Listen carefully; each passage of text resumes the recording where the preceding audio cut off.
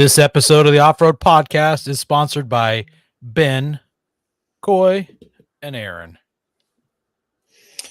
Off-Road Podcast, episode 477. Our last episode. You sound so sad, Ben. Just a bit.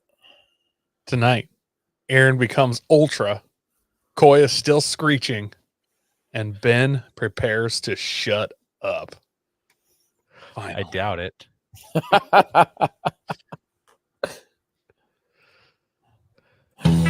Welcome to the Off-Road Podcast, the podcast about everything off-road. We covered the news, we review products, we interview people in the off-road industry. Your hosts tonight are Aaron, Coy, and my name is Ben, and welcome to our very last show.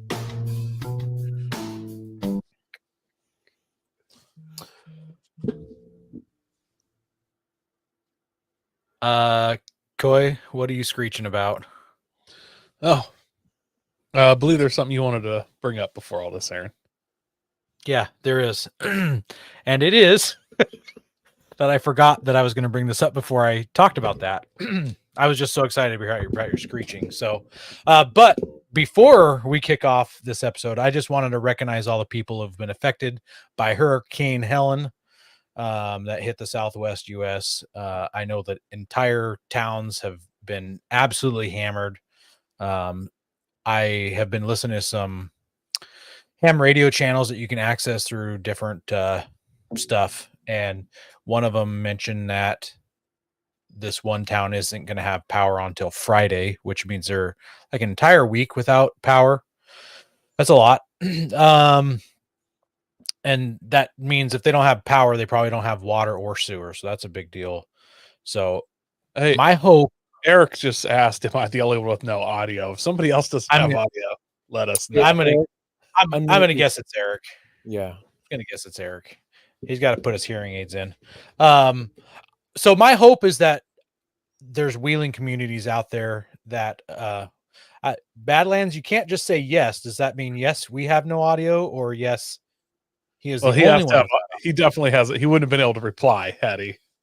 But you can read the comments. They're both in the YouTube chat. Oh, that's true. Yeah. So my hope is that the wheeling network out there is taking up the torch and trying to deliver what they can, hauling stuff, doing that kind of thing. And because I'm starting to see it now in social media. I saw a whole bunch of helicopters at an airport that were going to be hauling supplies to people, all private stuff. So the government always drops the ball. There's a whole bunch of towns that have like all the bridges. They're isolated whole areas because all bridges and stuff wash out, which is crazy. I like Mark's comment. He says, "My friend with his snorkel on a Subaru finally has something to argue about." Goober. Yeah, Ben and I both have snorkels, so if we were there, we'd be able to make it.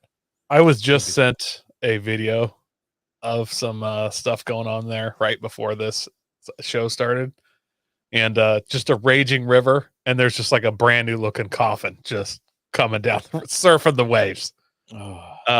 Apparently some graveyards got washed out, but can you imagine? You're just in your coffin, resting peacefully, and next thing you know, you're just on the mighty Mississippi or whatever river, just blasted. Let's go surfing now. Everybody's learning how. Come on a safari with me. Now we're going to get flagged on YouTube because I was singing, but who cares? It's our last show. I really do hope that our wheeling community does that. So, yeah. If you're out that way and you have the ability to help, it's not hurting you to go out of your way to help your fellow man. So, yeah, give it a shot if you have the ability to. Yeah. Coy, I guess I have to repeat myself. What's the screeching all about? Well, I don't know if you remember when we left Moab after just all that light wheeling. There was a kind of a loud, metallic, grindy, screechy scrape in my driver front suspension. Yeah. It was an unpleasant noise. So we kind of all decided it was upper ball joint. It wasn't. I replaced that with my backup ball joint. I like that rolls off the tongue good, backup ball joint. I don't know why. What a king to just be able to have backup parts like that. Like that's a boss I had it move. with me the whole time. Yeah, that's a boss move. Yeah, I'm an IFS guy. As long as you keep a backup ball joint and tie rod, you shall not break one. That's Wheelations 437. Wheelations. That explains a lot with my problems right there. Yeah, I have not one but two backup tie rods just in case, and a backup ball joint, and that's why they flawlessly never break. So it wasn't that. Definitely isn't that. I honestly think it's the lower because I have the Total Chaos lowers, so those are like a uniball kind of thing down there. Yeah. I'm just assuming, like, I know they need replaced anyways. They're like 4 years old. I'm assuming a little chunk of something got in there. There was definitely some very fine powdery dust that we went through. So silt. Yeah. So I'm assuming something's in there because it can make the noise when I turn the wheel and when I hit suspension just right. Because either that, I thought it could be my tire steering rack. That shouldn't do it under suspension load, I don't think. So I think it's that, which sucks because you got to press those in and out, which means you got to pull my whole lower A-arms probably, unless I figure out a way to do it on the truck. But so be it. They needed done anyways. I should have done them probably a while ago, but you got one more trip out on it. I'm going to do those, and I'll go ahead and do probably my tie rods and stuff at the same time. And I might even go ahead and do some steering rack bushings while I'm in there. Wow. And I got to... you're just going to freshen it all up. Yeah, I mean, because I'm going to have to take my bumper off and get my winch out, send that in since it's not working right. And I don't want to, but I've had a tiny like oil seep in my timing chain cover for the last, don't do it. I don't know, like 100,000 miles. And I'm like, man, I have the bumper off. I'll have the suspension off. Do I just do it? Nope. Don't do it. Just let if it. It's just ride. seep, spray it with some Flex Seal. Oh, clean it up real good. Flex Seal I'm it not on. even really sure where. It's such a slow leak that I don't know where. I just know about where it is, and it's somewhere on the timing chain cover, and that's it. So let her drip. Let her drip. Okay. You live on a gravel road. It's good for dust abatement. No, true. So, yeah, that's what I did this last weekend. I did some other stuff like dump runs and not cool wheeling stuff, but I also. And, listeners, you're not going to hear about this anymore. Like, this is probably something you look forward to hearing about every year. And then now this is gone for you, but I set the date for my pumpkin spice party. So, but it's, it's a month out. Within 11 seconds of you setting that date, I RSVP'd. I noticed. But you haven't invited me yet, so therefore you knew I wasn't going to come anyways, right? I knew you weren't going to come. I've invited you the last like 6 years, and you're always like, no, not the last 6 years. Bad. It's been like 2 years. No, it has not. No. Mark Dibble says no, he has commented yet, but damn Coy sure is cool. I want to just make sure you see that not only is it a flag, we got Bigfoot, a bearded Bigfoot. And I'm not talking about Ben. A bearded Sasquatch flying the American flag on an American flag shirt. It doesn't get much better than this shirt. Those colors don't run. I figured for the last episode, I was going to be patriotic and paranormal. I wanted to show my patriotism and my cryptozoology as well, just for the last episode. I was kind of at the front of my mind. All right. Well, I'll be there, Ben or Coy.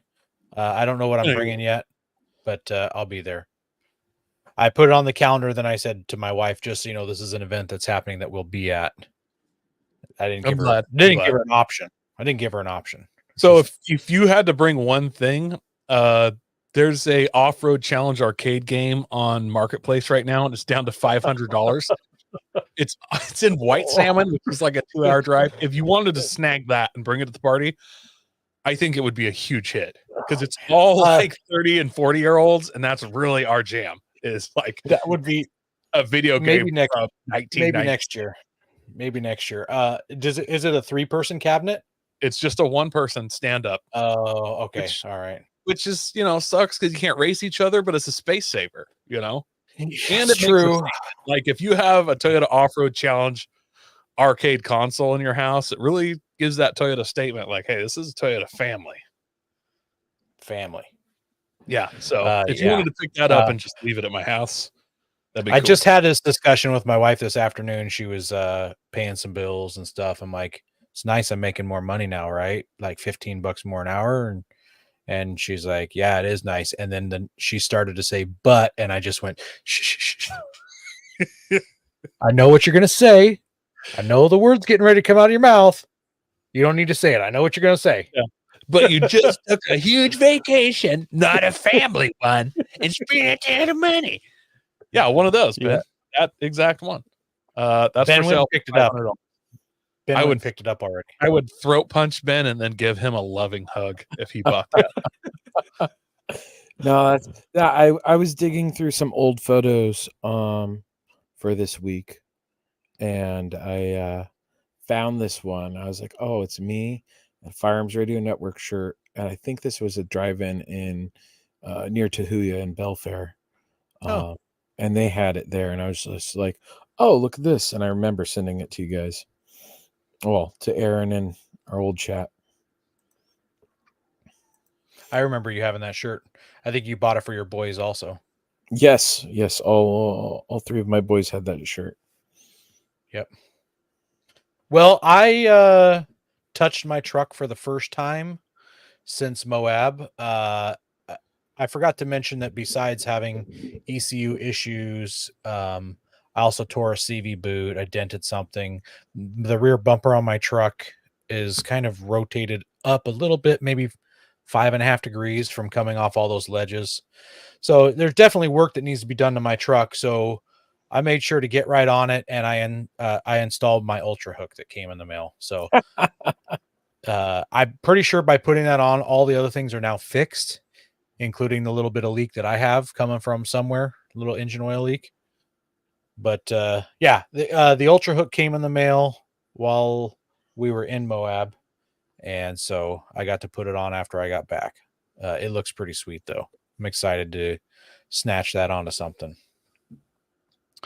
Besides that, I know I've talked about my shop a whole lot and things like that, but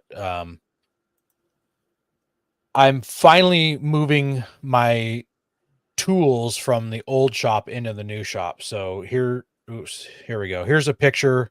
You guys have seen those covers before. My toolbox in the left side of the screen next to the 6-foot ladder is finally in the shop. I don't have to go to the old shop for tools when I'm working on my truck, things like that.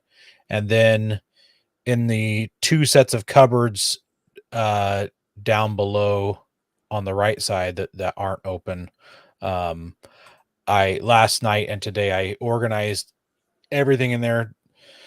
This is all 12-volt stuff. So I've got everything's labeled there. I've got 12-volt battery chargers. I've got pumps and motors. I've got all the crimps and eyelets and butt connectors and heat shrink tube. I've got tools down there, soldering stuff, light bulbs, relays, just all kinds of stuff. Straps, wire harnesses. I can't think of some solar stuff. So I got that all organized, which I was really proud that I was able to get that all cranked out. And it made me realize I've got a lot of 12-volt working on car stuff. So that's what I've been up to this week. I also organized this section in my shop too. It doesn't look, the top shelf isn't organized, but everything else is. So what a mess. It's hard to it's hard to try to dial in a new workspace and think about where everything's going to go and be happy with it. So I almost sent it to you for your shop, but I found this company that makes decals for garage doors. Like they cover the whole thing, and they're like super detailed, so it can look like there's a Sherman tank parked in a garage when the door's closed. It's there's another one where there's like if you have two doors, it looks like there's an off-road dump truck like parked back in the back of your shop, but each door also like the front and the back. They're really cool. They're like $348 for the sticker, but you got to remember it's like 9 foot by 8 foot or whatever. But makes me really want one of those. That's pretty cool. No one would ever see it. So you would, Aaron. You'd see it. I would. Yeah. Well, like I've mentioned in the past, I'm gonna once I finish building the interior of the shop, I'm gonna be doing a bunch of painting. I'm gonna paint it the Gulf livery color, so baby blue and orange, and I'm gonna put like a meatball somewhere with my old car racing number 11 on there. So, yeah, gonna get some stuff hung up in there, get it painted, make it look sweet, and mount a TV and get a leather love seat so that if I sit on it with dirty stuff, it's not going to get dirty like a cloth one. You know what you really need to get for that shop? And I'm going to drag the PS3 out there and offer so a stand-up arcade machine. Would look super awesome in there. It definitely would. Now that I'm making big boy dollars, maybe I'll do that. Split it with you. I'll do 250. You do 250. We'll take your wife's truck up and grab it, and we'll just do you get the winter time. I get the summertime. Like we'll go half and half. Oh my! I am so tempted right now, Coy. I'm so tempted. More than half. The best part is like we could pick it up and be like, we're taking it to Coy's for the Pumpkin Spice party, and like then I would just drop it off at your house, like on one of your gun shooting things that you always win in the spring. Like I could bring it up, but like Aaron, I'm selling it to Aaron. And then next year you could be like, oh yeah, he brought it over. Pumpkin Spice Party was a big hit last time, and we could keep this going. For 4 or 5 years at least. Oh man! All right, talk to me after the show. The good news is that right now she's in a meeting, so I know she's not watching the show and being aware of our plans. Okay, I'll try not to talk about it anymore. I'll live. Oh man, Ben, tell me you've done something. No, I haven't done crap. I've been so busy. I started my new route today, and I've just been dealing with family stuff and all that. So kind of sucks. I've been boring lately, but tis the way things go sometimes. I've moved stuff around so I could get the 4Runner in the shop and start working on the wheels and the bead locks and extracting stuff. And I went out to the 4Runner today to grab my sunglasses, and it was like, oh, yeah, hey, your battery's still good. That's good. So, yeah. We got Rick's approval. Yep. Yeah. We're golden if we got Rick's approval. Rick will probably even come over and play it. I'll let my wife know that Rick said it was okay. I am driving my wife's truck to work tomorrow, which is from here. That's like halfway to White Salmon, isn't it? I don't even know where White Salmon is. I just Googled it, and it's like 2 hours away. And I'm like, my wife was gone for a full day. I could do it without her knowing. You go up to Vancouver, and then you head east on Highway 14 for a while.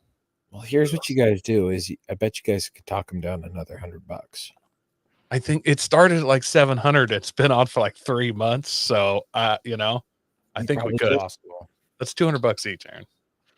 Man, 200 cheezels. I've spent it on way dumber stuff. I know. I know. I've done 200 over the years. Maybe the podcast can buy it for us. We'll use all of our podcast money that we've been earning.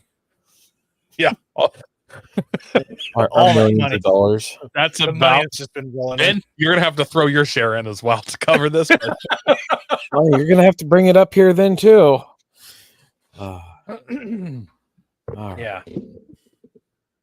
We also want to thank our sponsor, Patriot Patch. Head over to patriotpatch.co and check out their selection of great patches, shirts, cleaning mats, signs, and stickers.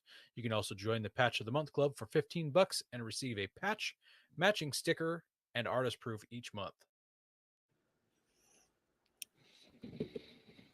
Well, since this is our last podcast, we figured we'd talk about what it's like running a podcast, things we liked and didn't like about it, things we've got to do because of it, places we've gone, people we've met, our favorite stuff, and some of our futures. So we're just gonna kind of kick it down the line here, and no particular order of talking, just kind of whatever spills out.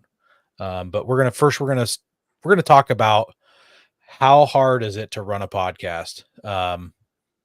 And you might want to know this because we do have some people that are interested in picking up the torch and running with it. So Coy and I were talking about this on our way home tonight from work. We chat every single day. Every day we call each other. We got nicknames. We talk to each other on the phone when we call. It's a lot of fun. And just think that would have never happened if I had never been on this podcast. No, we don't really call each other every day, and the nicknames we have for each other aren't cute or nice or PG-13.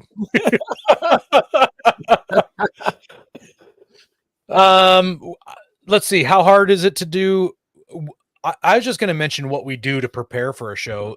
Some shows, actually, prior to that, I'm going to say some shows that I listen to, and I listen to a wide variety of podcasts. Some people do zero work up front. They pop on the show and whatever's in their brain is what they talk about for that show. And then other people will do hours and hours and hours of research because it's a very specific topic and they interview people for their show. And so it may take a 40-hour week of grinding to produce some people's weekly podcasts. For us, it's somewhere in the middle of that. And it also kind of depends on the show. But if it's a topical topic, we do a bunch of research on it. If it's an interview, we try to research the company or the person that we're interviewing so that we can ask good questions. It's never fun to have somebody on the show and not know anything about their background. And then you're like, well, what else should we ask you? And things like that. So research is a big deal. I felt like it made our show pretty top quality. I've really always been against inviting someone on and asking them, what should we ask you about? I will ask guests, and I've always asked guests, hey, is there anything new or something you want us to pinpoint in during this interview? Because, hey, we're using your time to our benefit, but it's also our own benefit. So it's like, hey, oh, you've got this new product. You want us to make sure we cover this. We're going to look at other things too, but we will make sure we highlight this. Because, there's been a few episodes like the Land Cruiser, the new Tacoma, like where it's like all of us do at minimum 10 hours of like video, and we're sending each other like YouTube videos. It's an insane amount of research to just spit that all out like it. Yeah. In articles, videos, you're burning through it. The one that I spend the most time on besides those, I think, is our hypothetical road trips and our like marketplace madness and our like fake because I'm like, I gotta have something better. Like I'm on marketplace for 4 hours, I'm researching, we're doing Alaska one, so it's like next thing I know, throughout the week I've spent 23 hours like doing my hypothetical build. I hope the listeners liked those. They were a lot of work, but I always enjoyed our hypothetical road trips. And sometimes I wish we did them more often, but they're just so labor intensive to come up with all this fake stuff that you would do. Because you kind of have to plan half a trip in real life. Yeah. And then you do this fake build and you're like running parts and you got to kind of a budget and stuff. Here's a little behind the scenes. There was one time one of our interviews didn't show up and we didn't know it until it was 5 minutes before the show was supposed to start, and we're still trying to get home. And that episode we did how to poop in the woods for our episode, and we, pun intended, whipped it out in like 5 or 8 minutes before the show started. We just made that episode happen, and that's an easy enough one to do off the top of your head, or maybe I should say from the seat of your pants. We did off-road lighting. I don't remember what happened, but we burned that out in less than an hour. Yeah, there's been a handful of episodes that we've done over the years where it was literally guests canceled last minute or no showed, and it's like, oh, we need to figure this out. And for a while there, we would have a pre-made planned podcast that was not too bad to pull out. But there's been a handful of times over the years where it's just like, oh, we've got to come up with something. I remember when I had worked a month and a half on getting someone on the show, and they canceled 2 hours before the show because we're on the Firearms Radio Network, and they were worried about their sponsors. And I'm like, we're not even asking you firearms related questions. We're just a Pro 2A podcast. So yeah, that one really burned me deep inside. I think probably on average, and probably I shouldn't say average, at minimum, I'm 4.5 hours a week into the show. Sometimes a lot more, sometimes a little less, but never much less. I should say. I don't think. Occasionally, are you including coming on a half hour before the show, staying a half hour late after the show in that 4.5 hours? Oh, I wouldn't. Anytime I spend after the show talking to you guys, that's just me hanging out with friends in my mind. The hour before the show, I count. I get probably the most work done when I could just sit down here. Usually I'm here first, kind of, and I can just I'll get left alone for some reason. My wife knows I come in here at 6 an hour before, and I just get left. I can do an incredible amount of work in that hour for some reason. So yep. It's about the same for me as Coy. Sometimes a little more, rarely any less, like he's saying.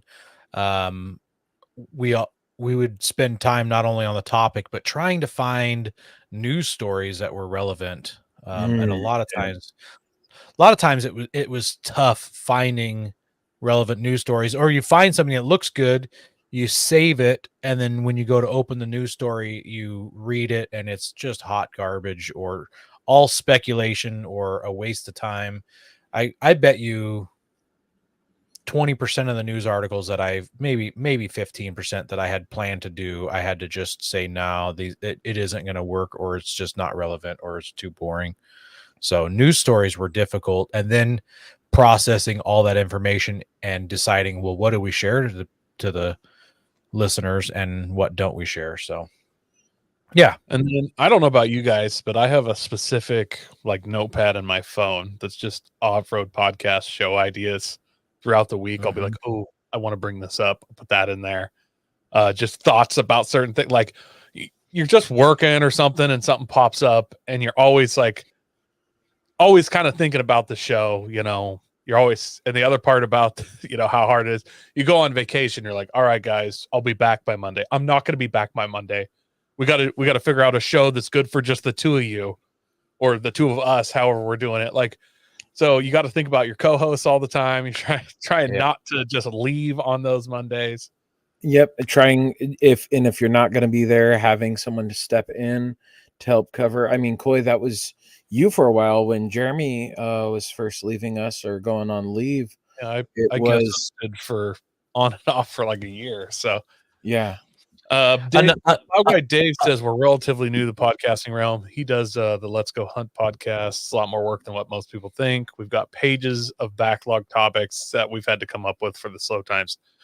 Plow Guy Dave, in 5 years, you will have burned through all of those, and you will just sit there doing everything that your 98 IQ brain can, not yours, I'm talking about mine, can to try and force out another episode. Yeah. when you start rolling back. So another thing that sucks up a lot of time is if we're trying to get somebody on the podcast and emailing back and forth, reaching out to people, reaching out to vendors, calling them and getting them on the phone. We'll talk about that a little later, but there's a lot of that to do. Work getting these interviews than people think. Yeah. I've got a document on my phone that I put ideas and stuff in, or I'll just, we've got a group chat, and sometimes I'll just message in an idea there, or I've done a few times like just voice things like, oh, I have time to say it, but I don't have time to write it. And because sometimes it's in one ear, out the mouth once, and it's gone. It does not stay. There's also anything that we choose to do on social media, which we've been lacking for the past quite a while now. But like, anytime we want to share something there or try to create content, that also adds up. So it can be as little as you want, or it can be a full-time job. So I listen to almost every episode, not as much in the last couple months, but like, and I've done other podcasts in this one before, but I try to religiously listen to every episode, which gets to be work at a certain point. Yeah. Especially once you've kind of found your rhythm and you kind of know where you're at as a podcast host. But that's just like another, you're just driving. I listen to a ton of podcasts. I guess it's not that bad, but it's like you're listening to it. You're always critiquing yourself. And that's like another couple hours, like that you're into it. In something you guys don't have as much, not backside work on, is getting the show up. I spend an hour to 2 getting the podcast out every week. Before I got Adobe and I was editing, I would spend upwards of 6 hours a week editing. Not posting, just editing alone. That's dropped down significantly, thankfully, but it's still a chunk of time. There's definitely a learning curve to editing. I've seen people take hours, and I've seen guys do it in 15 minutes. There's definitely also like something podcasting we've all learned, like if you say a bad word and we try to run a clean show, there's certain ways to make the editing easier where you stop and you pause and then you just start over again, so that Ben has a little bit of time to snip that piece out where everybody's being quiet on each end. You start over with the exact same thought, so that it can sound seamless to the downloaded interview or audio listeners. I've actually gotten pretty good at, even if it doesn't happen, and we mark it down in the notes at what time in the episode it happened. Like we're at 33 minutes and 13 seconds, and I say, F this. I can find that if it's marked in. I just have to listen around, jump around, and then I can take out the F and just make it this. And it's just good enough. Well, let's jump into some of the comments and complaints we've got through the years. This is honestly my favorite one personally. K2 Kevin, don't know who this is.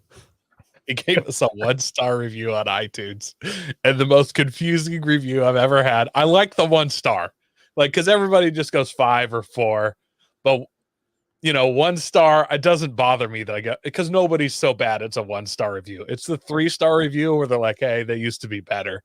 3 stars. Then I'm like hurt. That hurts. It's the ones where they're like, I liked it, and it's like they do kind of a fair assessment. I'm like, yeah, he meant it. But this one, it was 1 star. And he says, good information and often provides interesting off-road industry news. They are a very liberal podcast, which I guess doesn't matter. 1 star.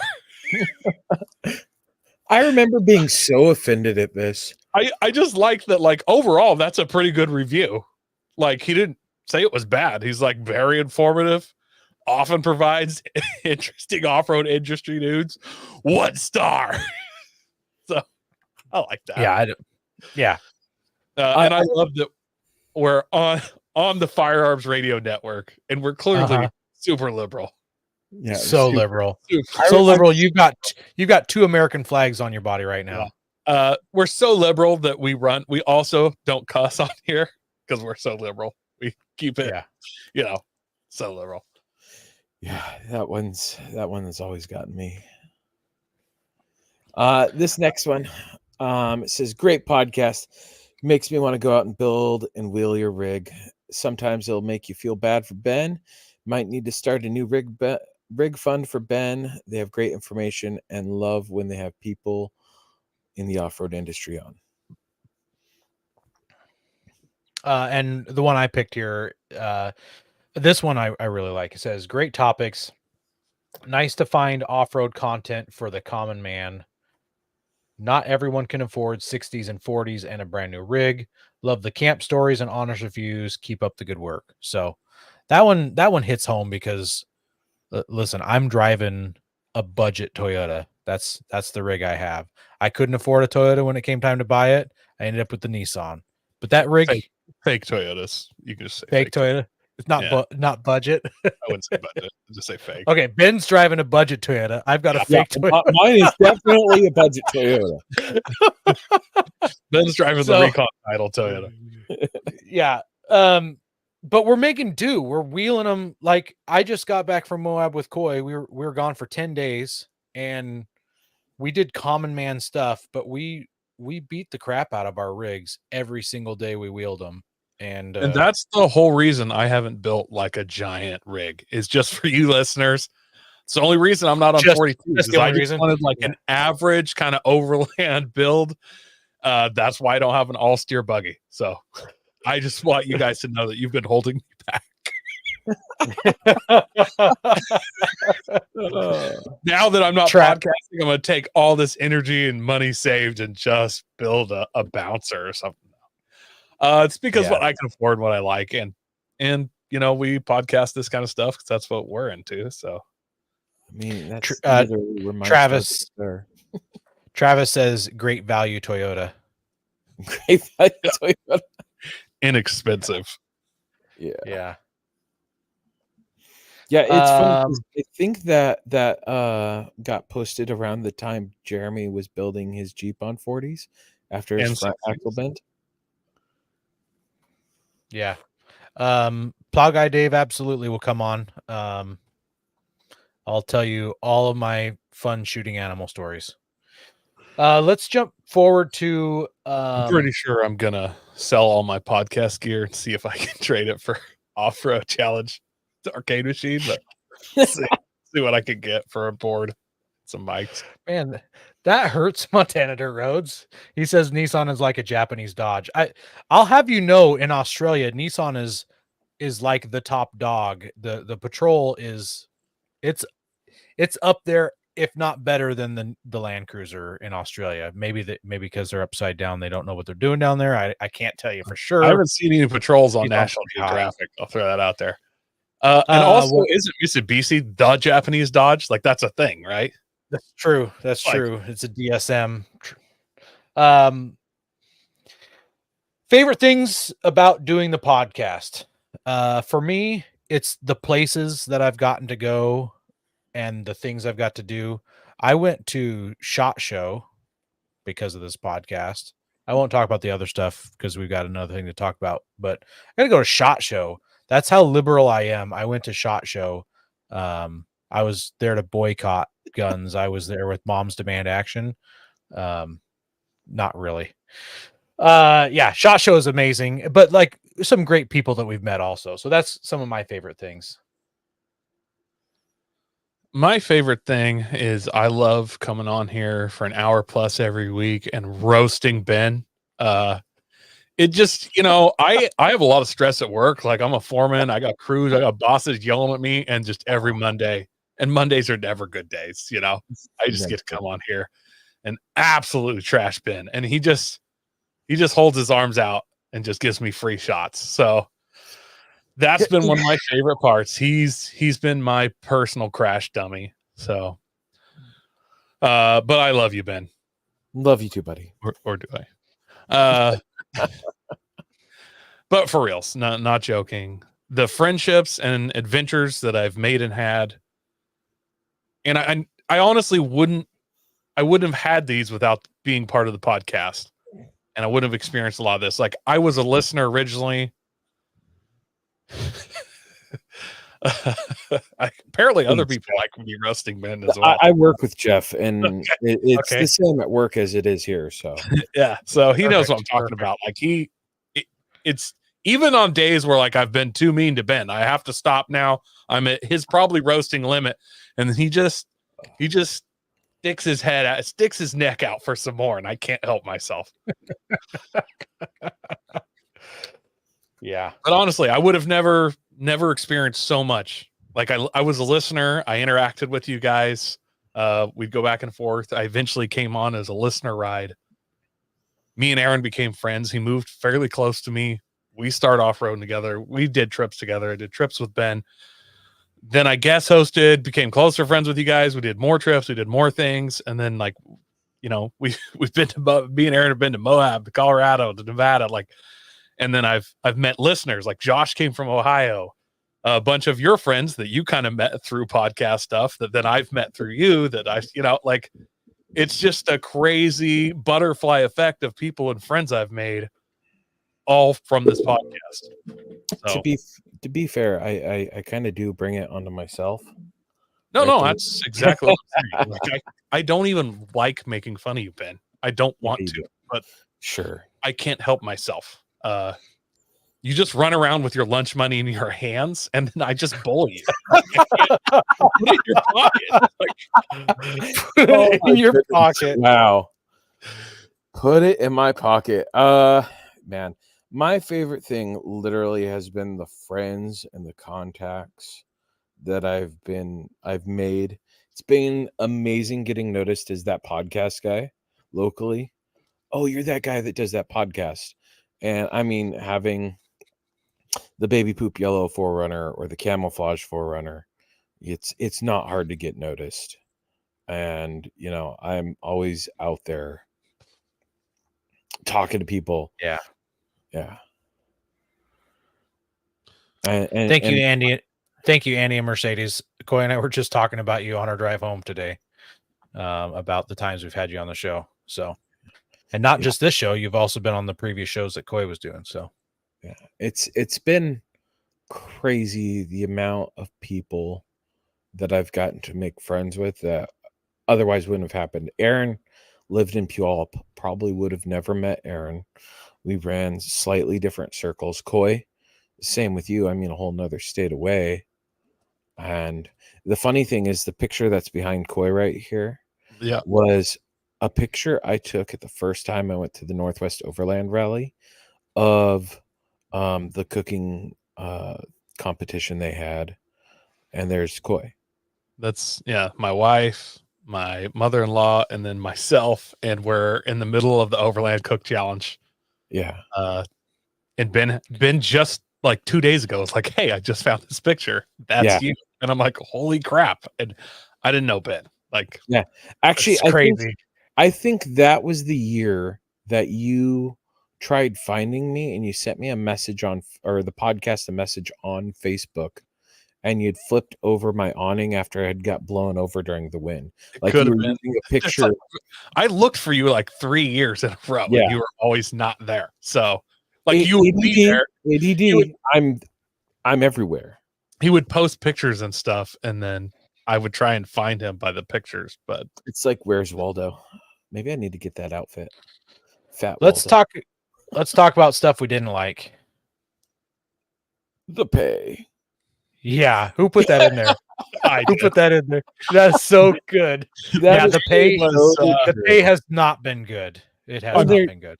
There's I really didn't expect it to be good, but I am disappointed with the money I've made. We always joked, when somebody did something wrong that we were going to cut their pay because we cut it in half, or while I doubled Aaron's pay at one point. I can't say we've made nothing, but it's not. I got some free patches out of the deal. How about that? Yeah. Oh, yeah. I mean, Blue Tread sent us all some stuff. Our sponsors have sent us some stuff. Yeah. We've done a little bit here and there. And, it's kind of like gold panning. I used to gold pan a lot.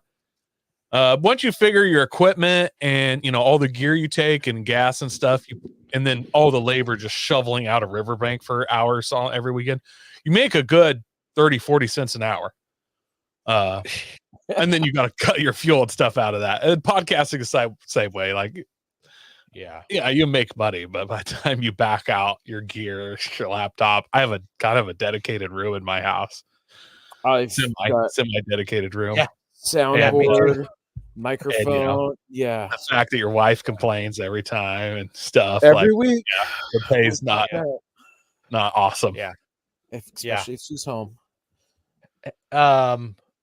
Another thing, and I hinted at this earlier, is that trying to wrangle people sometimes is really frustrating. There's been times where you've emailed back and forth with somebody for weeks, even months, or have tried for years. There was one that it took several years to get them on our show.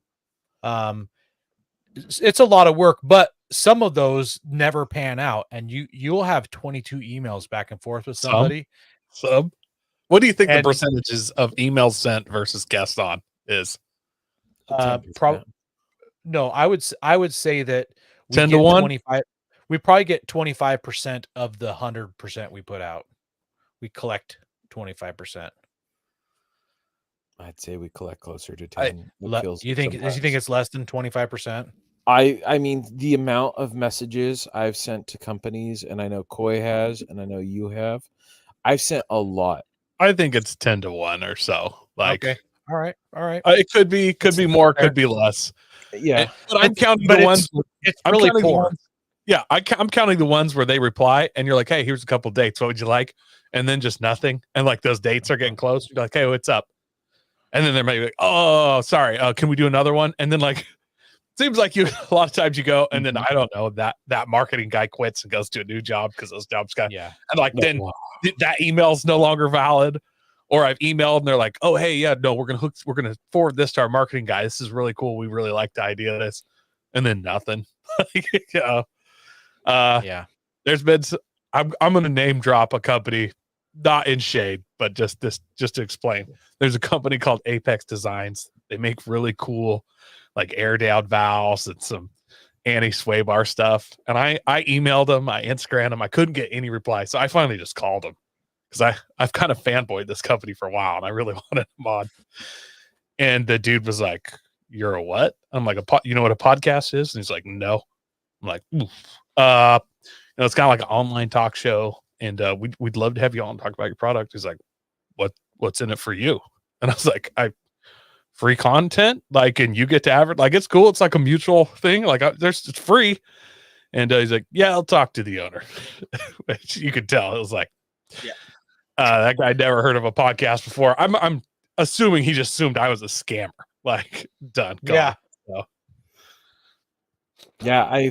I can relate to that so much, Coy. I've had a few of those talks and convincing them to come on. And then actually, you know what? I'm just going to go ahead and say it. The literally, this is the one thing that pissed me off the most was I worked a month and a half, 2 months on getting Ivan the Iron Man Stewart. And the night before, 30 minutes before the show, he canceled because he was worried about his sponsors being upset with him because we're on the Firearms Radio Network. Yeah. So that is now burned. You know, it'd be cool if we had him on, though. And then he went on the Jeep Talk Show a month later. You know, it'd be cool if we had him on. We could talk about the stand-up arcade game, the Off-Road Challenge. Oh, that was in my questions. All his vehicles are in there. Yeah. I sent them every question that we had planned on asking, just to be like, hey, this is what we're talking about. And it would have been, like, there's no questions related to guns in here.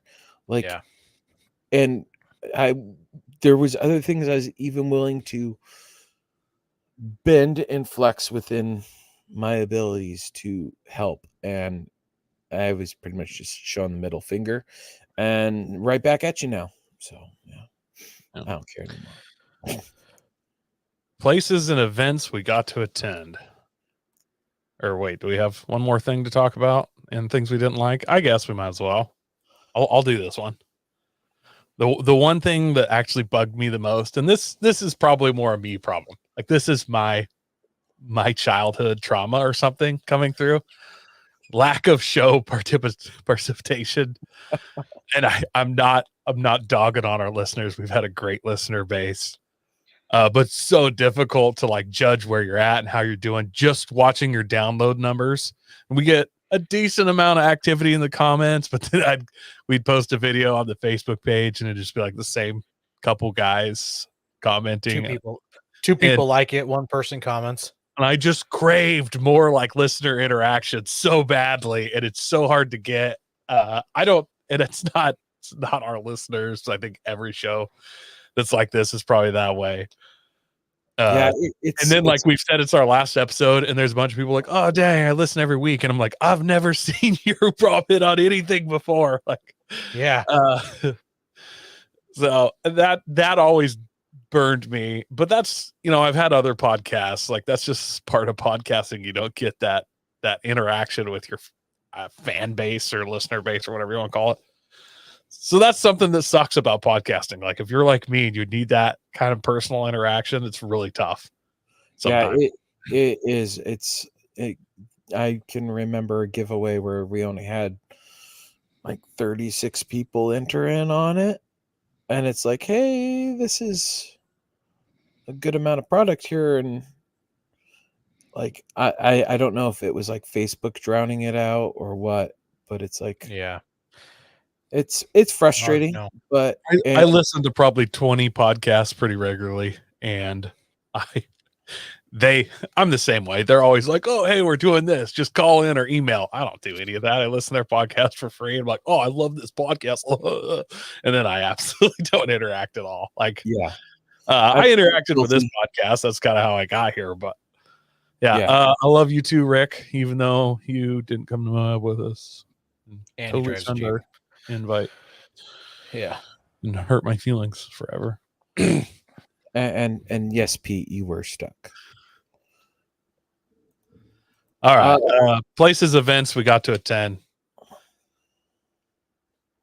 We got in Northwest Overland Rally. Several times. Which I don't know if any of you have been to rallies lately. They are not cheap to go to anymore. So those press passes are nice. That's a nice little, it's not pay, but it's a nice perk, man. Those press passes. Love them. We got Aaron and I and Jeremy got to do a tour of Warren Industries. That was a lot of fun. That was a lot of fun, and I'm sure I've heard the average guy can get it done too, but just to be able to go and do it, and the average guy cannot. Well, not the average guy, but no, it's doable from what I've heard. You have to actually apply and get a job there, and then you can. Yes, that's how the average guy. Yeah, but do not call Warren and ask for a tour. That's not. They won't. They will not do it. Probably not. Anyways, but we got a tour around Warren, and we also got to record while we were there inside Warren, which was kind of fun. Yeah. And Aaron, you've got to go to secret Warren testing grounds and do secret Warren things, right? That's have. Yes. I've done it twice. They actually called me back for a third time, but it was the day we were leaving for Moab. And so I sent him a text. I'm like, hey, not going to make it. I'd really like to retest, because they wanted me to come out and they made some changes. They wanted me to retest. But listen, I'm going to Moab. Bring that product to Moab. We'll test it there while I'm there. Let's make this happen. And he's like, I'd love to. I don't think we can make that happen though. So yeah. Badland Industries bumped into Ben and I at SEMA. That was super cool. Walking through a hall and someone being like, Aaron and Ben. Yeah. What's up? That was and out of this world. Like, how in the world is somebody in 3 states away from me calling me by name in a place with 17 million people in it? So yeah, that was really cool. Yeah, thank you. That always scares the crap out of me, because I know I'm not going to risk. Like when I was at Pacific Northwest Overland or Pacific Northwest Rally or Overland Expo, there was multiple times people like, hey, Coy, and I'm like, oh, I'm not going to remember this person's face right off, and I like turn around like, oh, okay, I like did this internal sign like I know exactly who you're. Okay, there was a couple that I was like, that was my secret power at SEMA. being able to be like, oh, that's so and so from, we had them on this episode, and they work for this company, and Aaron's just like, well, I'm glad you know their name and their backstory. Yep. And then, like I mentioned earlier, I got to go to SHOT Show. I could only do that because of my podcasting credentials with the Firearms Radio Network. So, how about some other podcasts that we were able to go on? Yeah, I'm going to kick off a couple here. Boost, Booze, and Barbecue. I was on that show. Yeah. I was not on the show prior to that. Or no, maybe Horsepower no. Hour. I was on the Horsepower Hour. I was not on. I don't think I was on Boost, Booze, and Barbecue. I was on Boost, Booze, and Barbecue, I believe. I definitely wasn't on Pardon My Fork. Ben, you were on the Jeep Talk Show? Yep, I was on the Jeep Talk Show. I was on This Week in Guns, Civilian Medical Podcast, Matter of Facts Podcast. I believe you were on all that of us. one. I think all of us were on that one. Yeah. Air 15 Podcast, Gun and Gear Review. I was a guest on once or twice. Yeah, me too. And then Newfound Overland / Budget Overland. And, yeah, we did that a few times. And you guys were on Let's Go Hunt? Yeah. No, only Koi has been on Let's Go Hunt. Oh, they've been on our show. Okay. They've been on our show, but they I are was gone. talking. Yeah, they only really like about to have. having us on the show. They only like to have like good podcasters on their show, so they're a little more. Well, you know, the funny thing is, I've never been hunting. I've got all the stuff set to go hunting, and I've still yet to go. He kills a lot of small animals in the neighborhood, usually with poison. Poison, you know, BB guns, paintball guns. BB guns, yeah. That's I looked at that review earlier today where you guys got in trouble for talking about killing squirrels, and somebody was like a dedicated listener, and they like wrote in the review something about it. So yeah, I remember that because Aaron was talking about shooting ground squirrels, which I've done ground squirrel.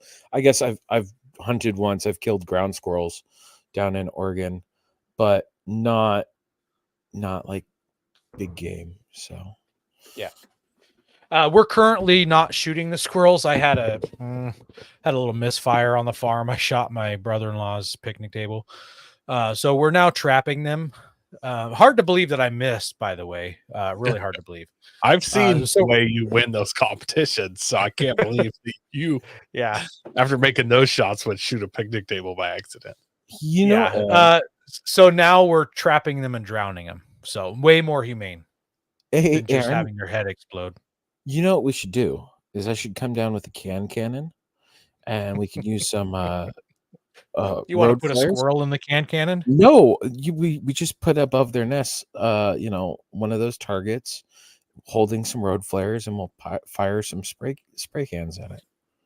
The problem is that they're underground, usually burrowed under my house.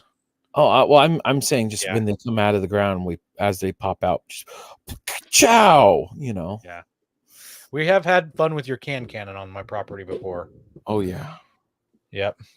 That's it for that. How about some people that we've met because of the show? And I'm not thinking about like ordinary people. I guess I didn't look at this in the show notes here because you got Rick in here, Ryan.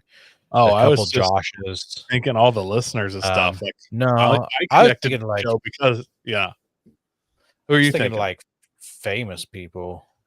Let's see, Ian from Big Tire Garage. Yeah. Jesse Combs, Andy from Warren. Mm-hmm. Hey, something. Jeez, Dave. I believe it's Dave from King of the Hammers. That was kind of a. That was a rowdy episode for me. That was, you guys don't know this. That was an incredible amount of work to get him on. Like, yes, it was. We worked on that on and off for 8 months, and then we didn't know. No, that King of Hammers one took several years. Like, it was a big deal. Several years. Mm-hmm. Getting how about Tate Gambler 500 guys. I'm gonna say this, Bobby from CVT. Yeah, Which- Bobby. Bobby Absolutely. now is a friend, and like he Yep. called me tonight. You know, And then there's ordinary people like Rick yeah, that we've I met. gotta say, because of the show, I connected with Aaron and Ben, and Jeremy. You three were hosts. Without Yeah. the show, I would never connected with you and never would have become a host. And then, you guys connected with me because of the show. Would have never known me without the show. Once the show's over, we could stop pretending and we don't have to be friends anymore, which is going to be amazing. I'm never gonna talk to I'll you have, again. I'll have to put any more energy into this after the pumpkin spice party and the Iron Man 4x4 Stewart arcade game. But after that, we're done. Yeah, I was slumming with a Nissan guy and a rubber Toyota guy. Yeah, I made Pete became one of my best friends because of this show. And internationally speaking, Ronnie Dahl, would have never met him, would have never made any of our Australian friends like Brent. Yeah. And it's kind of cool to be friends with people internationally. Dan Grech, just kind of meet people all around the world. What was his name? Navi? No. He was doing Europe in his Toyota Tacoma. Oh, I don't remember that one. But how about Patty Upton? Patty Upton, yeah. Yep. Legend. One of those stories with Patty Upton driving around the world where I'm like, why isn't this a movie? It would be I'm waiting. That needs to be a movie. And you wouldn't even have to fake stuff where you're getting hypothermia, the Nile, malaria, and taking train rides. It's insane. That could be a Netflix series easily. Yeah. Eric Ewers. Yep, that guy. Yeah. It's been kind of cool because some of the connections we made led to other connections. Patty Upton was through Brendan's Garage. He said, hey, you've got to interview her. And it's just we've had a lot of those connections, or even he's got that other Anthony. Thank you, Andy. Anthony Ellison. Yeah, Mighty Jimny. Which he is now. I think I told you guys about this. He is now on TV in Australia with Ronnie Dahl. I didn't know that. Oh, okay, well, I always assume it's easy to get on TV in Australia. I've seen some Australian TV programming shows, and I'm like, man, your guys' bar is low. Oh my goodness, Alex Jones would be prime time, late night TV there. Ouch. He might be. Yeah. Some of the other people that I've met through this show. So Rick, Scott Brady, Snodgrass in the comments, I met solely through the show, through you guys. The other Rick, also met him through the show. Yeah. Ryan from Alaska. Yeah. Ben, you haven't met him at all, so no, we're not talking about you. But me and Aaron and myself totally met him from the show. Super cool. Real quick, I need to thank Ryan so very much for meeting us and also giving us the statistics that it cost him $4,300 in fuel. Because today, when my wife was talking to me about how much my trip to Moab cost, I'd be like, but listen, the guy from Alaska, he paid $4,300 just in gas alone. So it could have been worse. So thank you very much, Ryan, for providing that number. It brought the threat level down, talking finances with my wife. It was amazing.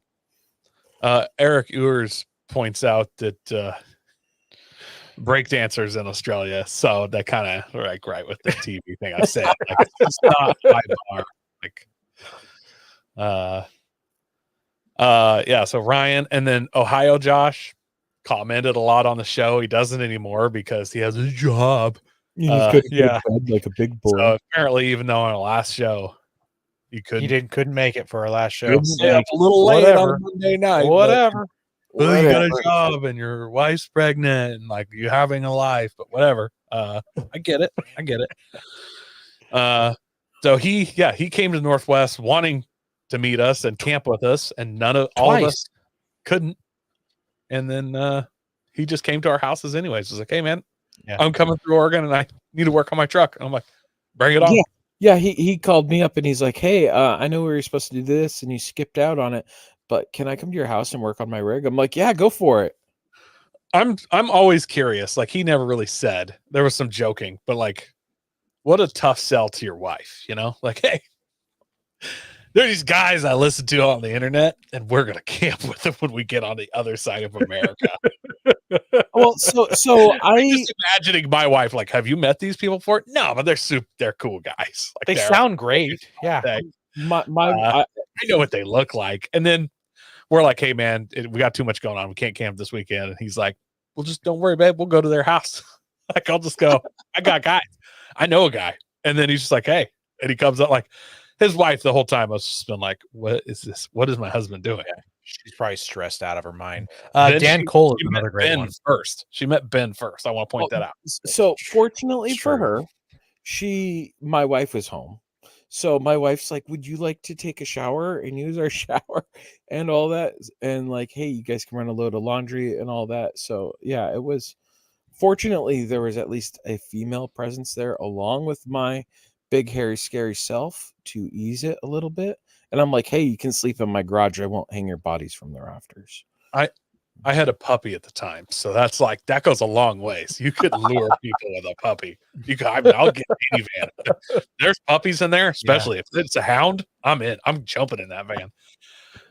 And then Oregon Josh. I would have never met him without Josh or Aaron having met him. Like, I would have never met him without the podcast either. That was a guy I put a business card on a window. Yeah. So. And I'm probably missing some here. And like, I want to do an honorable mention. On our Instagram, there's a guy named Steve Clark. He's from Oregon. From what I understand, he has religiously sent us videos to watch for years. And then he also sends me some Pumpkin Spice stuff every once in a while. Like, so I know he listens. Like, he just recently like showed me a whole row of beer. He's like, it's in McMinnville. And I'm like, I don't know who you are, dude, but you listened and I care about you. So it's in McMinnville. How close does he live to us? I don't know, man. I didn't have any way of knowing how close he lived to us. And then until at one point, there was something else Pumpkin Spice that he sent me, and I'm like, ooh, I want that. And he's like, it's at the Walmart on 82nd in Portland. I'm like, oh, he's local. Yeah. So thank you, Steve Clark, for being a listener. I've been to that Walmart. I wouldn't go there to pick $100 bill up off the ground, just so you know. Well, that's not a good Walmart. Bend at the knees, not the waist. Yeah. Let's talk about our favorite shows real quick. Are you not done? I'm pretty well done. Like, I was gonna say there's been a lot of people that message us over the years. We've had a lot of good conversations with emails. We've gone back and forth. I don't remember all your names, guys. I'm sorry. Even just this weekend, somebody messaged me. I appreciate it. And I've enjoyed all these interactions. Favorite shows. Ben, what's your favorite show ever? You know, I did a lot of reflecting, and I was scrolling through every episode that's on my computer that I've ever edited. And that goes, I started editing, let's see, what is this episode? I don't even have the earliest episodes on here. I started editing with the first interview I ever did, which was that flag company. Oh my goodness. Oh, I'm blanking on it. They do custom flags for your CB antennas. And they even gave away one. So I don't remember either, but yeah. So what was your favorite episode? But I'm gonna have to go with was it episode 141. So you can't even find it in our archives. It's our interview with Bobby from CVT. It was a fun interview, and looking back at it, it was what I always wanted to do with the podcast from the get-go was interviews with companies and really let the listeners hear what is so great about the companies from their owners. Because I know for a fact, because Bobby messaged me a couple days after the episode went live that, hey, someone just bought a CVT tent from us because they heard us on the podcast and that sold the tent. And come to find out, it wasn't Jeremy who later told us about it. It was someone else. So we know that that episode sold at least 2 tents. So that was time well invested in Bobby, which he came on 2 times later afterwards. Yeah, he's been on. He's been on at least 3 times. Yeah, at least 3 times, and he's doing more stuff as we speak. He's not with CVT anymore, and he just started a new rooftop tent company for your average guy. So I think it's really cool. That was kind of one of those things that hit me as I was looking back, because like Patty Upton, one of my favorite interviews that we've done too, as an honorable mention. But for what I wanted to do with interviews, starting it out right, that one has continued to be one of those ones that's what I wanted to do as a host for a show. My favorite one was one that I poured my heart and soul into and did tons of research, and it was like a roundtable, and we had 6 guests on, the most we've ever had on, and it was the Great Diesel Debate, which was episode 345. If you want to go back and listen to it, so it was basically 3 people are for and 3 people are against having diesels as the engine of choice for your overland / off-road rig. And just to say that in real life, these people weren't for or against. It was just the side that they were placed in for this episode. And it was a lot of fun. It took a lot of planning to make sure that we weren't talking over each other in that episode, because with 6 people, it's really easy to with 3 people, it's easy to talk over each other. Oh, yeah. So we came up with code signs and an order, and certain people, it was a whole, that was the whole show. Yeah. That was a whole lot of work, and it was totally worth it. That was an amazing episode. We had Scott Brady on that episode. That was the second time we've had him on the podcast. Andy was a part of that one. I can't remember who maybe Jeremy, and was Jeremy on that one? I was on that one. Yeah, I know Coy was. Okay. Coy was, Jeremy, okay, me, you, Scott Brady, and Andy. Okay, that's what it was. So that was mine. How about you, Coy? I got a couple, and I got ones I got favorites from before I was a host even. So okay, right. I loved the Metal Tech one back in the day. You guys, Mark can talk, and he's a good talker. Like, he's interesting. Yeah, he can. That was a 4-hour episode recording. You guys did a 2-parter. It was so long, you split it in half, and I loved that episode. And it was funny because I had won the Overland cook-off competition, and he had the I can't remember what they're called, aprons. He had aprons that he made for the winners. And he never contacted me, but he lost my contact details. And on there, I don't know, he brought it up. You guys talked about it. He's like, if whoever won that's listening, like, I got your aprons. You just come get them. Like, anyways, I went and got my aprons. So I don't know if I've ever even told you guys that. I haven't heard that story. That's awesome. So if you go back and listen to that, he had said, like, hey, if anybody knows these guys, and I was like, I'm that guy. And I went in and I had actually told him, like, that I'd heard on the show. So after I became a host, one of my favorite episodes that I felt really good about was 378. We had AEV, American Expedition Vehicles. All you Jeep people know who that is. That was a great episode. I just loved it simply because, like, I felt like we'd arrived. Like, that's like semi. It's not OEM, but it's like OEM adjacent. So I felt really good about that. Obviously, Patty Upton was like. That was an incredible story. Like, I'll remember that story till I die. Yeah. And then the other one that I loved, 443 with Senator Mark Maynard. That one Oh, was so yeah. much work. I felt was a pretty lot good of about getting a so senator on the worth show. it. So That was one where we exchanged emails, and then like the what were they? They were their intern. Like Yeah. that one fell through the cracks, but due to us being at SEMA and talking to people, they got us in contact, and then we got to meet Mark in person, which was really Yeah. cool. It kind of like that was one of those you've made it kind of feelings where like you I- had the contacts to get there. I actually wrote that one off. Partly because I was really upset because we got ghosted. So they reached out to us. We didn't reach out to them. They reached out to us, want to be on the He was show. listening to the podcast. And I was like, okay, we can make this happen. So the email exchanges that went back and forth, and then dates picked, and then ghost. Nothing. Reached out, nothing. And several months later, we did hear something, but I'm like, up yours. You ghosted us when you were supposed to be on. I was so mad.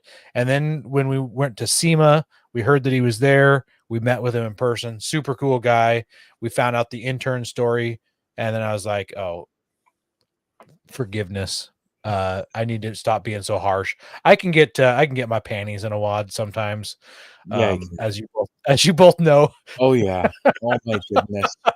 It's like talking So, a guy Aaron off gets his of little the edge of feelers the hurt bridge. sometimes. He Yeah. gets his feelings hurt and he stomps off to his Yeah. room. I am I mad. definitely can. I definitely can. But after I met him in person and we tried again, and that was a great episode. Who would Yeah. have known that guy that state senators have hobbies outside of taking people's money. So And I just, really I don't cool. know a lot of other people who got to interview a state senator. So, and I've never got to mock a politician.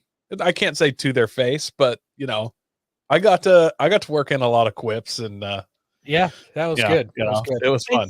The best part was he really took him on the chin too. Like he enjoyed it because I wasn't an a-hole about it or no, anything. you weren't. They're all above board.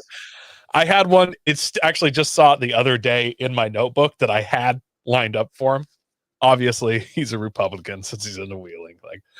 And I was like, hey, we just want to know right off the bat if you're pro-choice or not, because here on the show, we're pro-choice, and I think that and I wanted to kind of set it all up. I don't remember how I had it written down, but I was like, we believe in select fire, and you should be able to choose semi-auto, full auto. So I really wanted to lead them on and think we were all ready for some abortion and try to get political, and then just turns out we like full auto guns. Yeah, I did let that one ride. It didn't work so good. That one didn't. I wanted that one to happen, but it didn't work out. Yeah. Let's talk about shows that we wish we could have done or couldn't make happen, or for whatever reason they didn't happen. I wanted to do, like, everybody's doing like beer reviews, and you guys, I think you guys may have done one without me even. I wanted to do an alcohol episode. Alcohol use, Yeah. I want to do a root beer episode. You guys know I don't drink. I love root beer. Everybody should love root beer, except for people in Mexico. There's no root beer on the shelves down there. I thought a root beer review show would be a lot of fun. Like if everybody picked like 4 different unique root beers that they could find somewhere, and we could drink them on the show and talk about the tasting notes. I got that idea from the Boost Booze and Barbecue, where you guys did your tasting notes, because you'd always drink a different whiskey. Yeah. We tried hard to put together an RC crawler episode for you guys. That one we got ghosted on hard. By Traxxas and Element. Yeah. Cruiser Outfitters. This one was just one on the list that I'd planned to do. We never hang on a second. out. I gotta address a comment. Montana Dirt Roads. You said you like root beer with alcohol in it. Try Southern Comfort in your root beer sometime. You're welcome. All right. Well, I'm gonna address this AK Ford fan. He gave me a blueberry cream soda just pop while we were working on his master. Well, not we were bleeding the master cylinder, and this is while we're in Utah, and that was the smoothest soda I've ever had. It was so good. I just pulled that picture up 2 nights ago, Saturday night it was, and I went onto their website. They're called like Lower 48 Brewing, I believe, and it looks like they don't sell it anywhere but Alaska. And I reached out to a friend in Anchorage, and she's like, her friend's brother is a owner of the store. Like, how crazy is it that I knew somebody that knows somebody that knows somebody that knows somebody? But they look like they make a lot of great things. If you want to pay to ship me 49th State Brewing. Sorry, I said 48th State. Sorry, I think that's Puerto Rico's a 48th Street. If you want to send me some, I won't stop you, but I'm sure shipping won't be very cheap, and hopefully they don't explode on the way down here. But if I ever cheaper to drive down here and deliver them and go wheeling than drive back. If I ever do make it to Alaska, I would plan to stock up on a bunch of that stuff. It was super tasty. Aaron, I didn't really know that you wanted to do this so badly, because like that's so doable and I'm kind of like disappointed that we never did. Let's do this on our snow episode. Let's do a root beer review when we go snow camping. Yeah. I'll start buying fancy root beer, and we don't need to record it. I'll do tasting notes with you, like on the nose. I'm getting some of that sassafras, a lot of CO2 there on the tongue, and that finish, man, it's really coming in strong. That sweetness and that creaminess with notes of caramel. I'll go full tasting. Can you taste the anus in this one? The anise, however you pronounce that one. This is a hazelnut right on the palate. I'll do a full tasting with you. Well, okay, all right. I remember, like, every time we go snow wheeling, I would bring was it Snoqualmie Falls root beer, because one of the breweries around here stocks it, and I'd fill my growler. That's right. I'd fill my growlers with root beer for Aaron, because he'd be like, I'll not drink as much and enjoy some root beer with Aaron, and then I would drink as much and let Aaron enjoy the root beer. Montana Dirt Roads says 10-cup whiskey is key. Montana. It's my last show, so I'm gonna let you know that's some of the worst whiskey I've ever drank.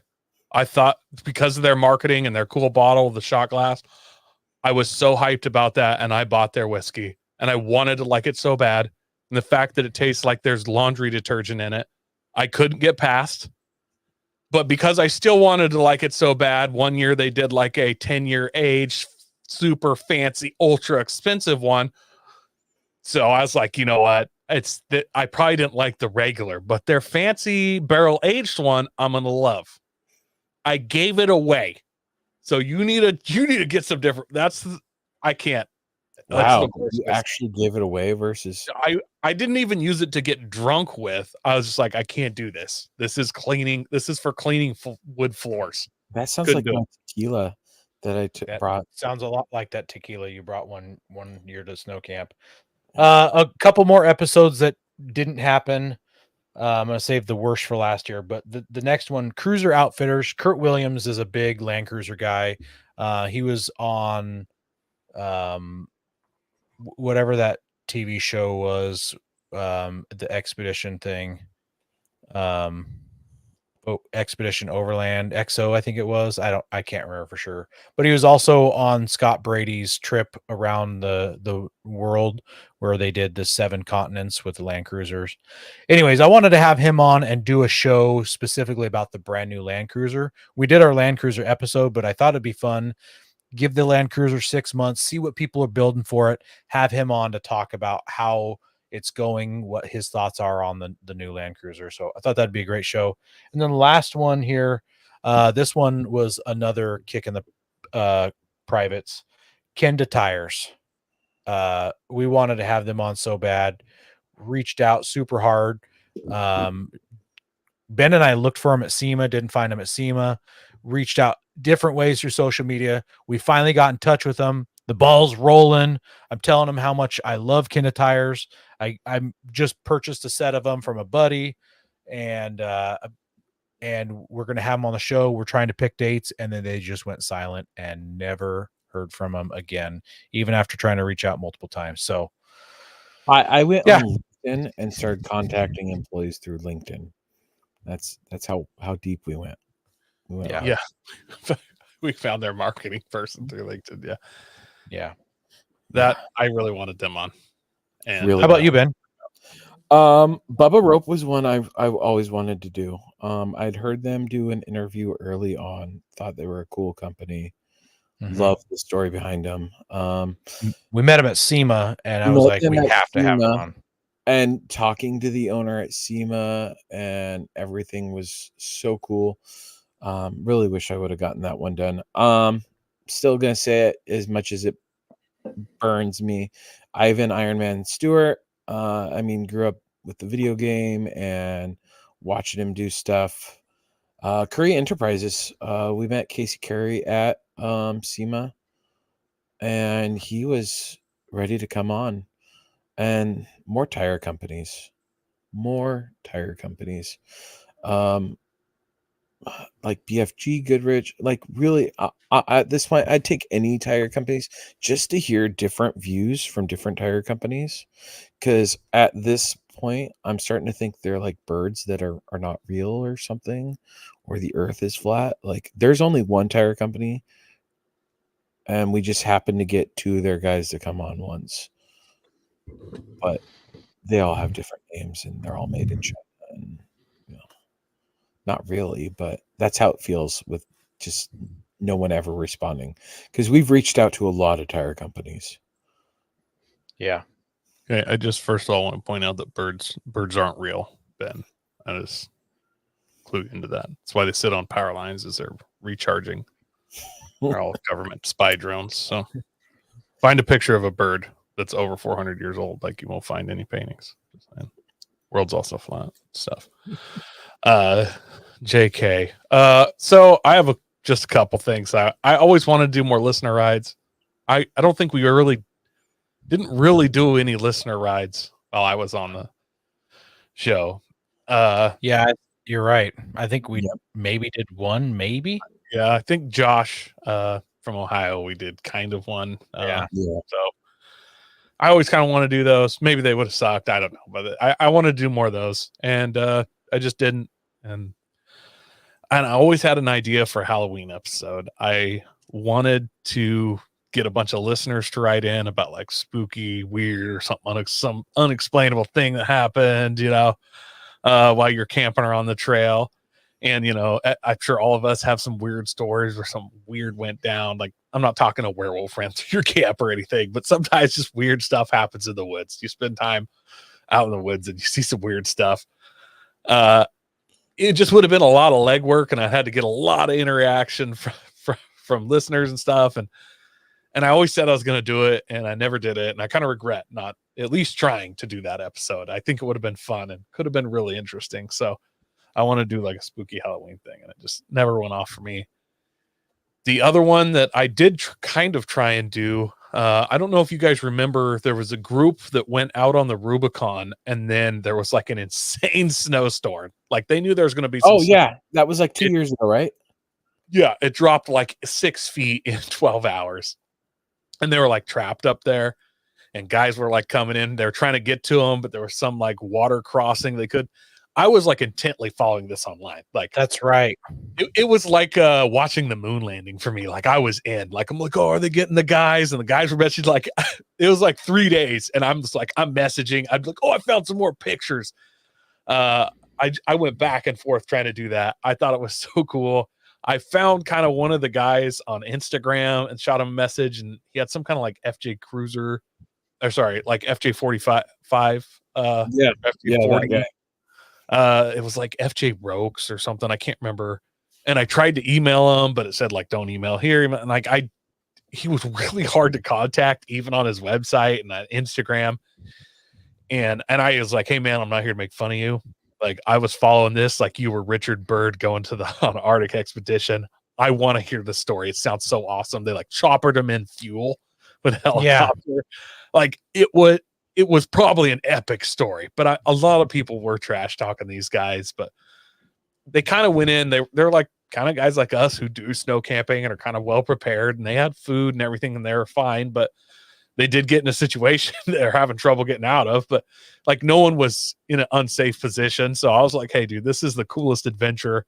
I wish I was with you when this happened. I'm sure my wife would be angry when I had a $6,000 fuel drop bill, but I wanted that interview so bad, and to hear that story from somebody who was there, I really wish we could have got one of those guys to tell that story. Well, and that's like the guy that got stuck out on the playa when we did that interview. Yeah, George. Yeah. George.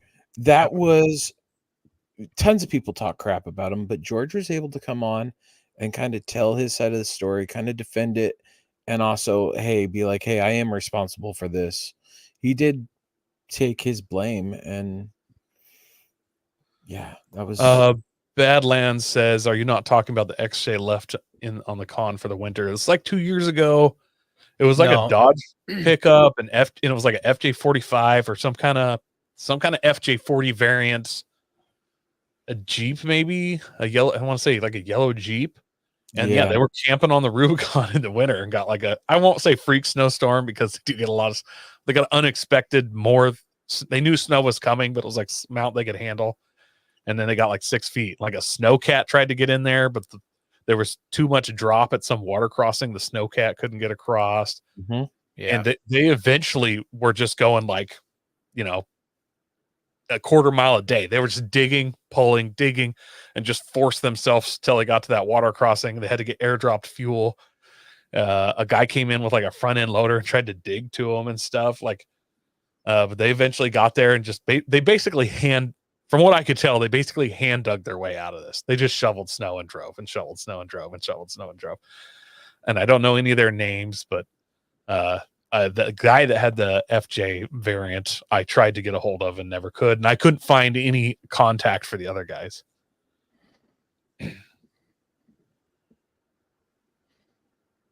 All right, let's wrap this up with talking about the plans for our rigs in the future. And I know we've talked about this before, but we'll just recap with it anyways. Some plans for our rigs and plans for trips that we still want to do. I know we always say portals. Portals probably isn't in any of our futures without hitting the lottery. But here's some more realistic things. Coy, you got the big list here. Why don't you hit it off? Aaron, you and me talked about this on the Moab trip, because whenever you're on a big trip, you like to talk about the next big trip before that trip's over. Like, right? We all do that, right? Like, yeah, when we're on a no camping trip, we're like, hey, what are we doing this summer? What trail? Like you always do that. You gotta start planning.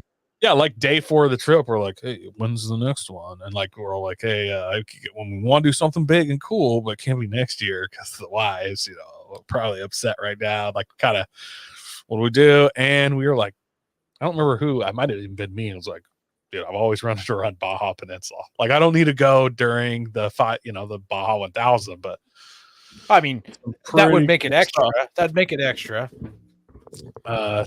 Well, I also want the hotels and the food plate. Like, I want it all available to me as well. Like, I don't want to go to Mexico and then have it be booked. Like, that's the last thing I want. So Baja Peninsula 2026. What did I tell you the name of that guy was?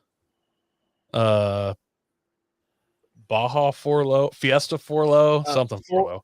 Camp Forlo. Camp Forlo. I looked up his website. There's some kind of like overland rally type thing down there too. He's still got a website. Yeah, no, I looked at all his stuff. He's still doing it. So I was thinking maybe, as it gets closer, it feels a little early for me to start planning too much right now. I gotta let situation at home cool down. Take my wife on a cruise or something, and then we'll work on it. But I thought about sending him an email and say, hey, if I got 8 guys, it's like, what would it take for you to, take us to the tip and back? So yeah, I really want to do the Baja Peninsula. That's kind of like that's my next Moab trip, in a couple years, here, there, whatever. A small one, the Reward Mine in California. Actually, our friend Rick with the Pumpkin Jeep turned me onto this. He did it and had a video of it. It's an old mine. You can drive. Is that the one you can drive through? Yeah. It's got side tunnels and stuff. That one's been on my list forever, and I've avoided it because it's going to California. But I remember seeing that in the early days of being into Jeeps and off-roading. I think it was what is it? Team?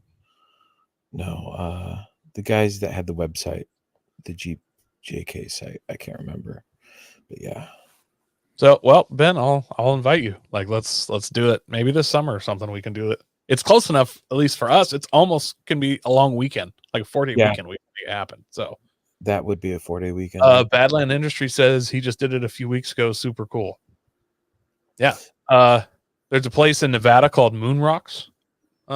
It's not far from Reno, so I could probably go there. My wife, she likes to play some cards, so we can work something out, I'm sure. So I wouldn't mind to go check out Moon Rocks. There's that's like the local whatever name for it, but Moon Rocks has something off-road park. I don't remember. I've said it multiple times, like kind of lifetime trip. I want to get to the Ozarks. Like that's where my family's from. Yeah. Is Moon Rocks good on 35s, or do I need to have something super built there? Can I spend a week on 35s, have a good time? Badlands. So I want to get to the Ozarks. I don't think it's like hardcore wheeling or what I want to do, but something I'd like to do at some point. And then, man, like the last couple years, I keep hearing there's like Arizona's like on the hidden cool stuff. Like there's some sweet wheeling there, but I think because they're just torched all summer long and you don't want to go there because you can't touch things because it's so hot, that I think I'm gonna have to go in the winter at some point, which then I got to cross 97 passes of horrible snow and the Rockies and whatnot to get or else I got to drive like all the way down California, and I don't want to. But so I want to go to Arizona. I'm hearing some real good things out there. All right, I'm curious. Secret squirrel feeling out there. And then as far as rigs go, the FJ's it's safe, dude. Like it's treated me good. I got maintenance and stuff, and there's things I'd like to do to it. Today I saw I think it's Coastal Off-Road. They build like do-it-yourself well-together kits. They just came with an ultra high clearance. I haven't seen a FJ Cruiser bumper that had this kind of clearance, and it looks good, dude. So it's not even on their website. Front or rear? Rear. No, I'm good with my front bumper, but I don't have a rear. Yeah. It has swing out options. So mine has a boxed frame. You got to cut the box out of the frame and put the bumper on. So that's not as cool, but like the clearance is insane. So I don't know the price or anything, but man, I'm at the point I need a rear bumper just because it's going to end up screwing my door up at some point. So yeah, honestly, I probably will do that rear bumper if it's within my means. And then I'm always, the FJ's safe, but I am always like, man, what do I do stuff? Do I gear and go 37, start cutting like once I'm there? Do I do a doubler? I am always on this thing where it's like that. I feel like the next real steps for me pushes my truck into basically not something I can daily and do much overlanding with. And it becomes kind of a crawler wheeler that I trailer around. But I want to go bigger, but I don't as well. And like, do you want to take a 2010 FJ that's, not too messed up and, it's worth, tens of thousands and turn it into your wheeler? Or do I want to find something else and get rid of it? But so I do have that in my mind all the time, even though I'm saying it's safe right now. And I think it'll be safe for a while, but I'm always watching Facebook. Those first gen Toyota trucks, always loved those. Had one when I was young. And I keep watching. And there's usually one or two on Facebook Marketplace all the time with the double cab ones that Winnebago made where they had like a fiberglass back, double cab. A lot of them are 2-wheel drive or even 2-wheel drive dualies. I'm like, I could do that, throw a flatbed on there, have some space in the back to, put some things, technically could haul a couple people. That sitting on 37s with a doubler, 4-link done up on it. Ooh. Not Is an anybody overland rig, but I'd love it. Is I'd anybody love it. doing that? Doing what? Has anybody built anything like that? There's some. Most of the double cab ones that I've seen are second gens for some reason, but I like the first gens, man. I'm a first gen guy, so those mini trucks for me, it's first gen. So I'm sure if you Googled it, there's a ton. I've never seen one in the wild, but they're around. So I could definitely do it, and it would be within my power of fabrication to do most of the work on that. Montana Dirt Road. Have I ever wheeled in Idaho? Not really. I was out by Sandpoint, did a overland, whatever it is, overland rally type thing there. I've wanted to do Idaho, and it's so close, yet not so far. Well, for me, I haven't really thought much about Baja. I drove, I don't know, maybe 50 miles of dirt road in Baja before, when I flew down there and drove back. But when Coy mentioned going down there for something to do in a couple years, it sparked a memory in my brain from the 4x4 podcast with Dan Cole, the Camp 4 Low. It took us a long time to remember the guy, Camp 4 Low, but he's been doing it all these years. He's still doing it. I just looked him up. 4x4 podcast. Rest in peace. The OG. Yeah, the OG. I would love to do Baja with you, Coy. Let's try to make that happen. And any of the other listeners that want to join us, let's see if we can get 80 rigs down to Baja and maybe take over the peninsula. I don't know. Maybe we could start a new Republic of Chad or something. We could start our own cartel.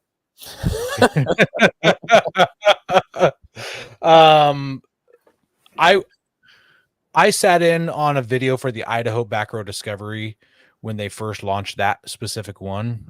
They were launching those Backroad Discoveries in movie theaters, very select few, and I went and watched that one with some friends, and that one looks phenomenal.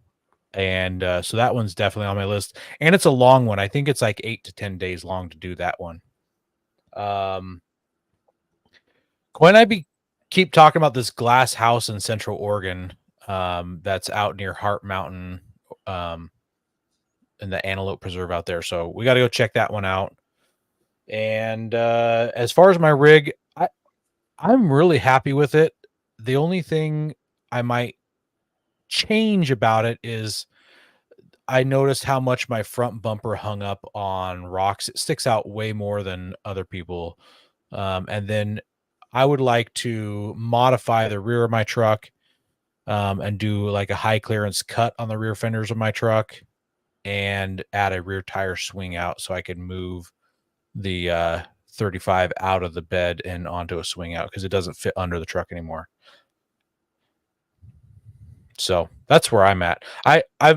As soon as I can get this electrical gremlin figured out, I'm super happy with the truck. Maybe change out the head unit at some point, but it's great. It's doing so well for me. How about you, Ben? Wait, Aaron.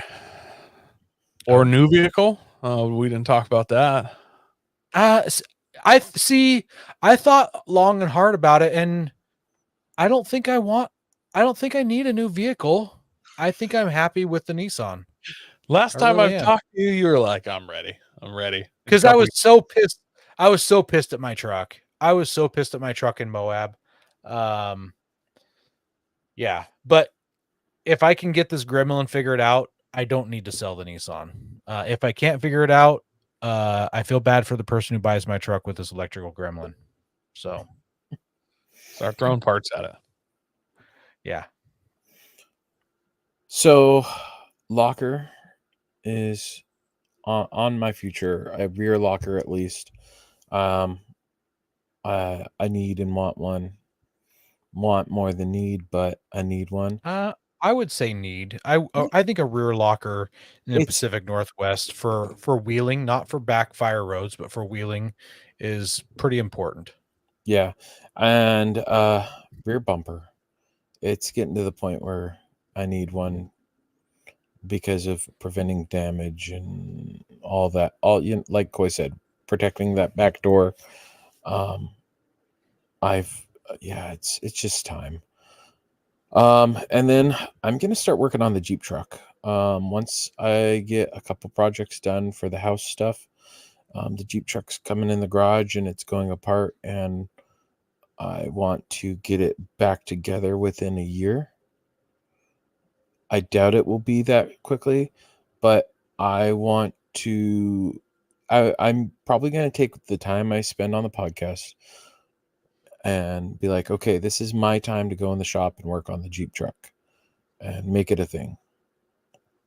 So, trips. I want to go to Canada. I've been talking about Canada for a while. I want to go to Moab. I want to go more into Idaho and Montana, like their BDRs. Death Valley, Alaska, and Arizona have been on the list for just a little bit too long. I've been talking to the wife about going to Arizona and doing, the Grand Canyon. We went when I was a very little kid. I've got pictures and some very fond memories. That doesn't sound like an off-road trip. Well, there's some spots in Arizona that I've heard about that are not far away from it. And like when my in-laws went, when COVID kicked off and everything shut down, they were on, like it was a snowed out road in the back side of it that they were going through. It just sounds like fun. What is it? The Valley of the Gods in Arizona is where I really want to go check out. And there's a couple other places that are on my Arizona list. But I mean, there's so many places I want to go. Whipsaw Trail is my main Canada.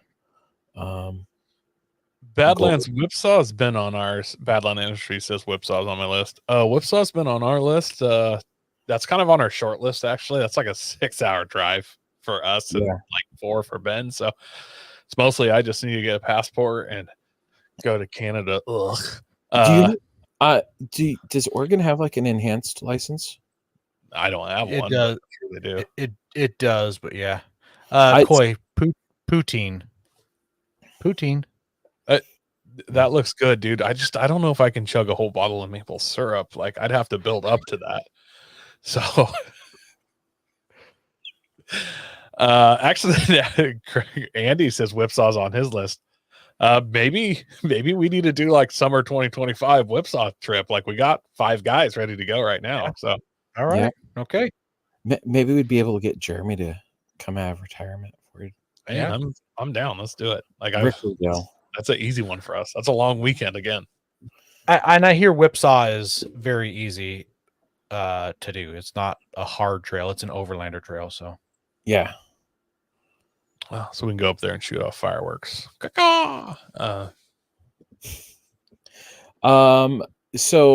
Just it was asked earlier in the show, but we talked about it last week. Why are we ending the show? We're tired.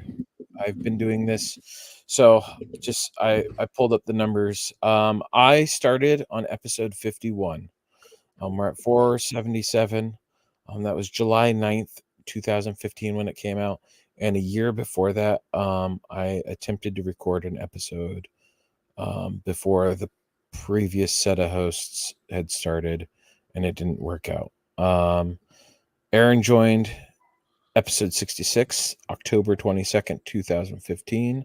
Jeremy was episode 187 in 2018. Coy, his first guest appearance was episode 290 in 2001. No, 21. 2021. Yeah. 2021. Yeah. So, I mean, like 15 then.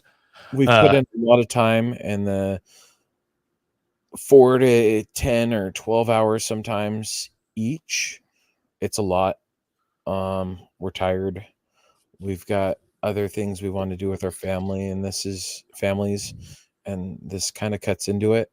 I'm going to be honest, guys. I'm just trying to sell my podcast gear and get the money to go buy the Off-Road Challenge stand-up arcade game. So I actually want to keep going. I just need to sell some stuff so I can get get an arcade game from 97. Like, you got to prioritize. So, but I will say, I will truly miss interacting with everyone that I have.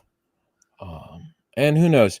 We've got potentially some people that are talking about coming in and taking over the show, and we might make guest appearances or whatnot. You never know. I'm definitely not against it. And like I said, if you are interested and you want to come in and help host the show, we'll help you out, and I'll make sure you guys aren't left high and dry. We're just not going to be like, here you go, bye.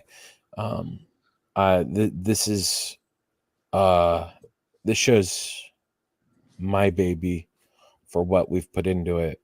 Aaron's baby, Coy's baby, anyone that's been put time and effort into this.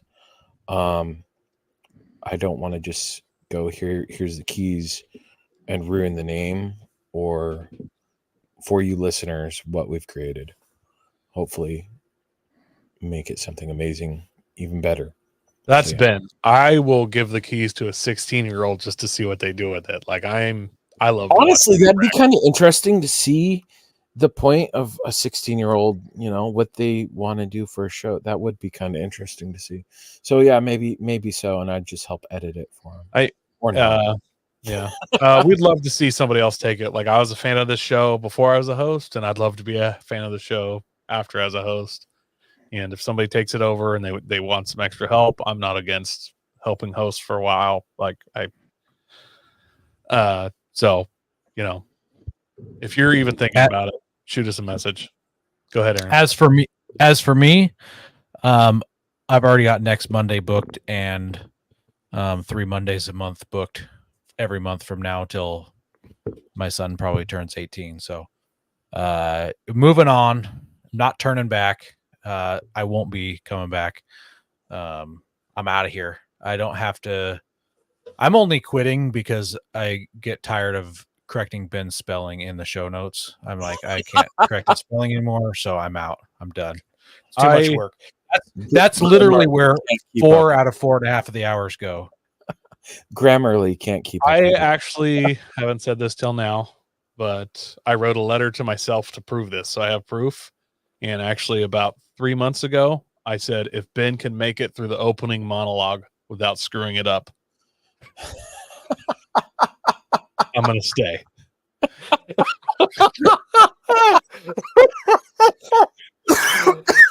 So obviously, both of you know what happened. Yeah. So. Didn't. Nope.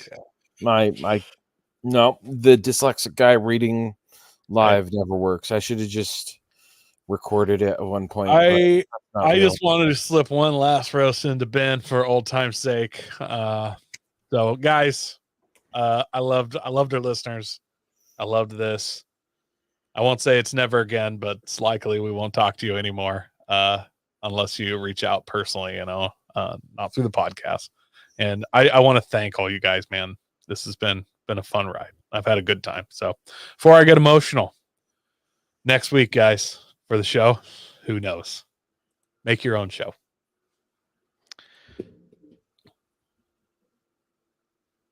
You're still on air. Well, for our closing statements, I'd like to say thank you, everyone who has listened every week. You know who you are.